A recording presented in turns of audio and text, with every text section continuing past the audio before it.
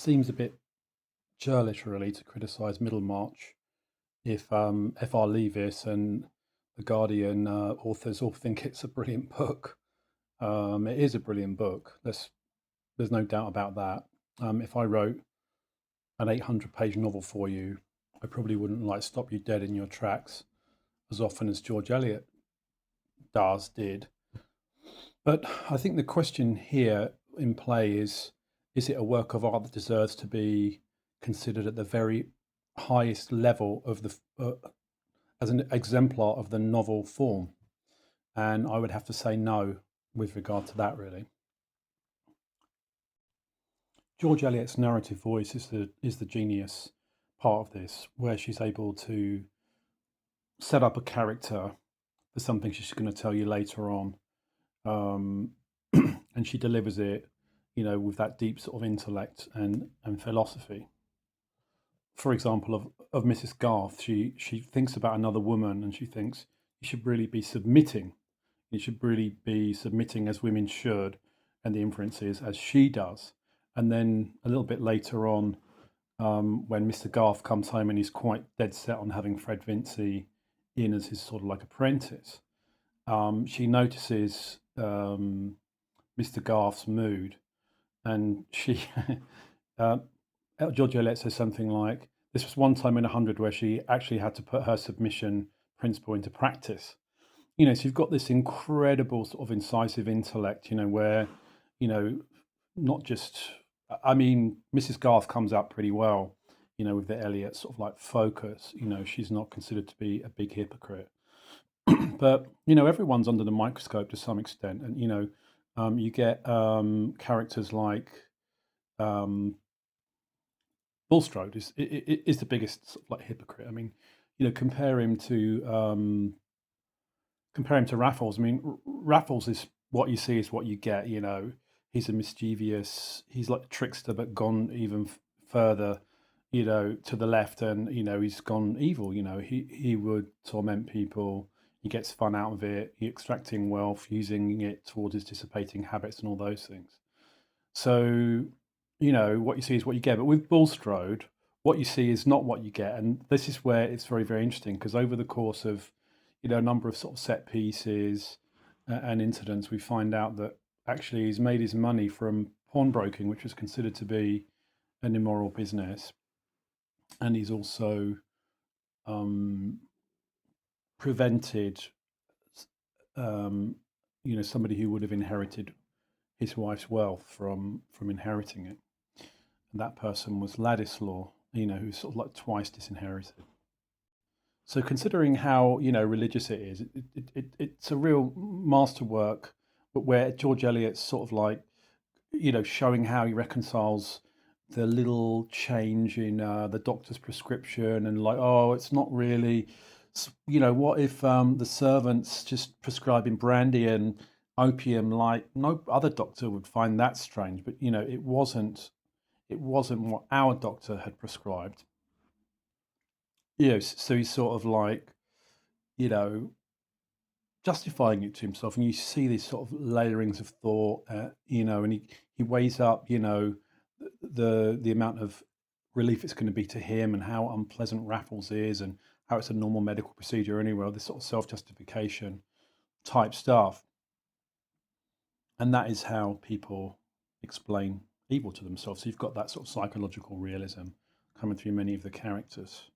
And, if that, as I understand from the critics, I haven't read all the books in English, but it is said that that sort of psychological realism, authenticity, has enabled other writers to follow suit and been part of the innovation of the form of the novel. So let's thank George Eliot for that. I'm not saying this is a great book. Certainly, I would put it in, if I've read 100 books, I'd certainly put it in the top 100. But this is the number one book for a lot of people. And that's sort of like what I'm going to be getting at now.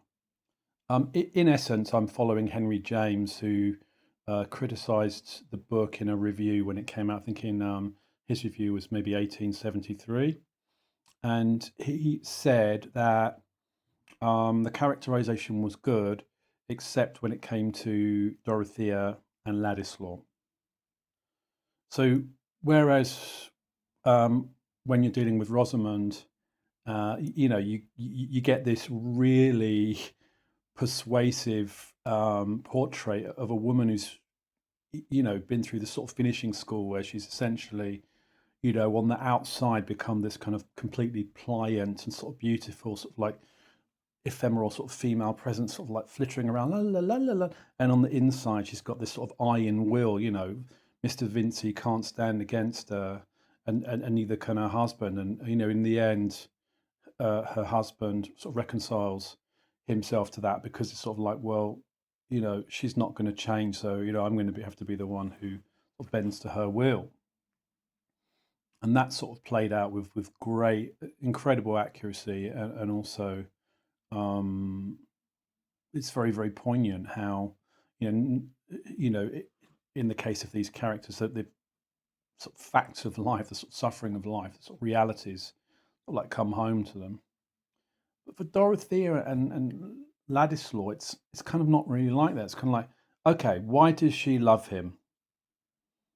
Okay, Casabound is kind of like a very dry, um, entity, and she has to sort of like, you know, serve him according to her duty. And then she meets Ladislaw, in Rome, really, for the first time they meet each other and they really see each other. And suddenly they start talking, as if there's no filter, and they get that kind of like channel of like, wow, this is reality. We're coming out into the light, but what do they really think? What accounts for his, you know, art, his wandering when he's at first where he's wandering, he hasn't got a profession, he can't settle down. Okay, something about his sort of history with his mum running away. Okay, we can understand that. But we have to make that inference. It's not really sort of spelled out for us by George Eliot. And all we know is kind of like he's jolly, he sort of like sings, he lies on the floor, takes his shoes off, he writes political speeches. There's sort of incidental facts, really. I mean, consider like what we know about Chetham, James Chetham, and like when Chetham acts and sort of speaks, it's all Chetham, isn't it? Well, that's what Chetham would say. We know what his values are because of the way it's been set up. Ladislaw's is sort of like Will o' the Wisp sort of like character. It's sort of like he hasn't got a lot of gravity really as a presence. He's really sort of an antagonist. If he was, if George Eliot was doing something completely different and saying like, look how much disturbance a really inconsequential personality can do to well-meaning people, which is really the way that Chetham and Vincey's and Brooke see him. But that's what he actually was in the narrative. That would actually be pretty much closer to the way he's represented.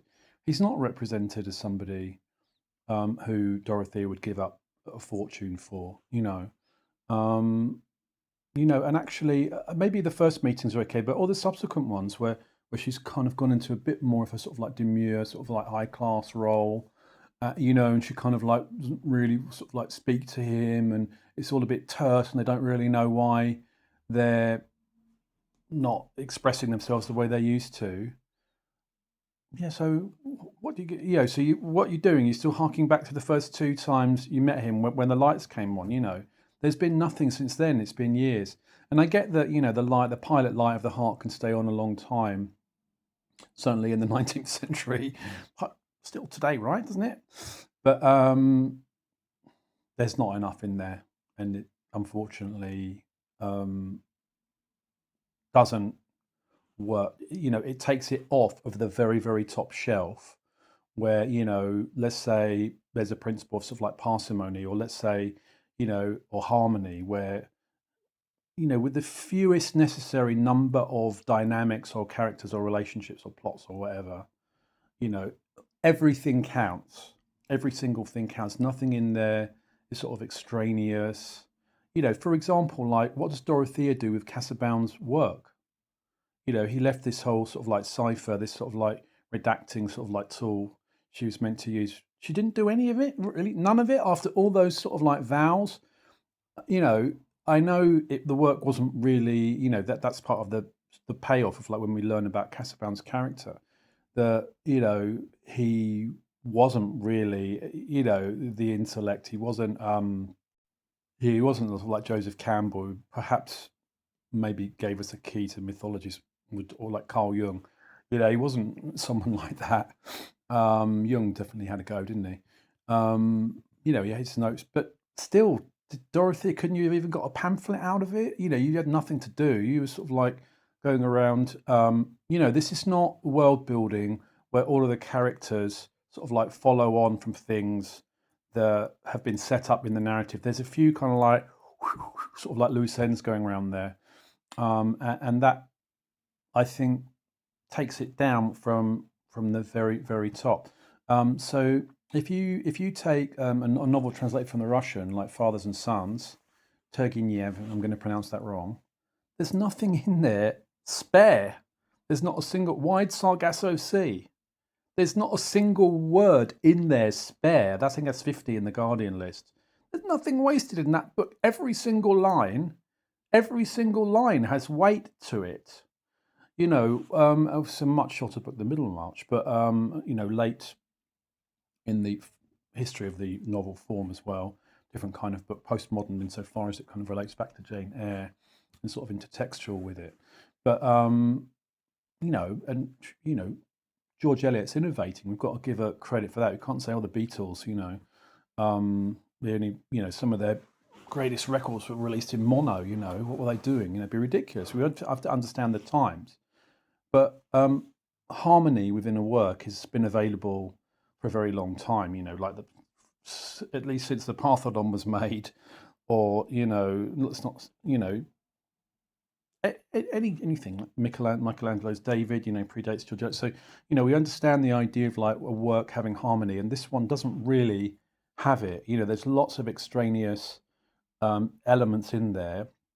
So that's the thing with serialization. So this book was written in 8 sort of like sections, and sort of serialized, as were Dickens, and actually, if I could use a television comparison, as was Breaking Bad. And they didn't know how it was going to end. They didn't know how many seasons it was going to run, the way that TV works. There's pretty much nothing in there wasted, though, which that's sort of like the miracle of Breaking Bad, really. That there's an internal harmony across 5 seasons. The characters all have very realistic arcs, and it's like whenever they added information, they always made sure to tie it in with something else. Like in Ian McEwan, where you get references to something kind of like skating in at really oblique times, like throughout the novel, and it's all got this sort of incredible internal consistency. Like there's an economy, sort of like a poetic economy of ideas where they all sort of like interconnect. Not really the case in Middlemarch. I mean, there is a unifying idea there, and it's still an incredible novel. Like we get the sense that, almost like Egdon Heath, which is my literature teacher told me was one of the most important characters in Return of the Native. We've got Middlemarch, the town, and the town, the entity of the town, sort of like collective understanding, is a thing that does for Bulstrode. It's like Bulstrode out because of just gossip, something that couldn't be substantiated. And the same for Lydgate. I mean, he couldn't have his name cleared, but so Middlemarch is this sort of like entity that kind of inflects the thinking and behaviour of everyone. That works, as a real unifying sort of like extended metaphor, character, or whatever it is in the back there. But to go back to like loose ends, so like whatever happened to the hospital? We've got all this kind of like, I get it that like dreams disappear. Dreams can come true, or maybe not. Maybe they can drop off. And for Lydgate, he has to undergo, like a draconian sort of like reduction of his own sort of like expectations for his life. But Dorothea was going to fund the hospital. She's paid back Bulstrode's thousands. She's going to fund the hospital. All these people were going to get never referred to again. Like it just doesn't come up. Like, Vince Gilligan in his, what's his name? In his prime with Breaking Bad and Better Call Saul would have parked that. Tolstoy would have parked it. Thomas Hardy would have parked it. Conrad in his best novels. To go along with it. Although F.R. Leavis did have Middlemarch in the central canon, he had Joseph Conrad in there as well. The Heart of Darkness, there's not a single word wasted in the book. There's not a single idea wasted. There's not a single stray, oh, nothing happened there. But with that kind of like much shorter again. Middlemarch has got a lot of things like that. So I'm not having it as number one. I'm not having it as I'd be much happier, although people don't like the depression of it. I'd be happier with Test of the D'Urbervilles. I'd be happier with Return of the Native. I mean, I'd be happier with Heart of Darkness. Since they've had the Russian translations in there, I'd be much happier with Brothers Karamazov. I'd be far happier with Anna Karenina. I'd be happier with War and Peace. I'd be much happier. That's got an internal consistency all the way through. That's my time up. So I hope you enjoyed this video. Don't put it at number one, but do read it.